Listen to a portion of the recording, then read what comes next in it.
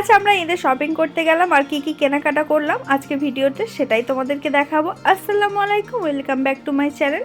আজ আবারও চলে এসেছি তোমাদের জন্য আরো একটা ছোট্ট ব্লগ ভিডিও নিয়ে। তো ব্লগটা এখন থেকেই শুরু করছি আর এখন হলো ইফতারের সময় প্রায় হয়ে এসছে, তো ভাবলাম যে এখন থেকে ব্লগটা শুরু করে দিই। তো এখানে ইফতারের সব কিছু রেডি করে নিয়ে বসে পড়েছি আর এখানে দেখতেই পাচ্ছি ইফতারের সময় প্রায় হয়ে এসছে।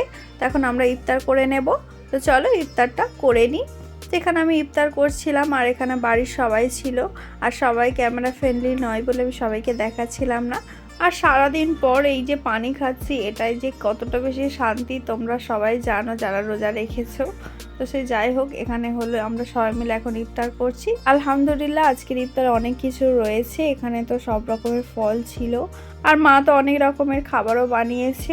আর আমি এখানে তরমুজ খাচ্ছিলাম আর তোমাদেরকে দেখাচ্ছিলাম যে সারাদিন পর তরমুজ খেতে আমার অনেক বেশি পছন্দ লাগে, তো সব রকম ফল কম বেশি খেয়েছিলাম। তো সারাদিন পর ফলের থেকে কিন্তু আমার ভাজা আইটেম খেতে অনেক বেশি ভালো লাগে, তোমাদের তো আগে ভিডিওতে বলেছি। তো এখানে দেখতেই পাচ্ছ মা হলো আজকেরও পকোড়া বানিয়েছে, এটা হলো ডালের পকোড়া ছিল, এটা খেতে অনেক বেশি টেস্টি ছিল। তো ডালের পকোড়া আমার অনেক বেশি পছন্দের, তো মা আজকের বানিয়েছে। তো এটা খাচ্ছিলাম আর সবাই মিলে এখানে বসেছিলাম আর এখানে অনেক বেশি আমরা আড্ডা মারছিলাম খেতে খেতে। আর তারপরে হলো ডিসাইড হলো যে আজকের আমরা একটু শপিং করতে বের হব।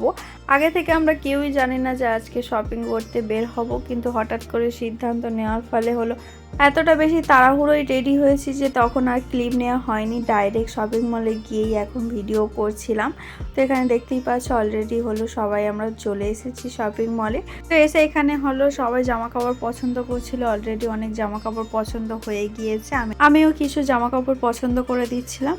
মূলত আজকের হলো বাচ্চাদের জামা কাপড় নেওয়ার জন্য আমরা এসেছি আর জামাগুলো কেমন হয়েছে তো অবশ্যই তোমরা কমেন্টে জানাতে পারো। আর শপিং মলে এসেই হলো এরা দুষ্টুমি শুরু করে দিয়েছে। তো এখানে তোমরা দেখতেই পাচ্ছ ওরা ব্যাগের মধ্যে আর কি যেখানে ব্যাগ ছিল সেখানে ঢুকে পড়েছে আর এখানে সবাই ওদেরকে দেখে হাসছিল।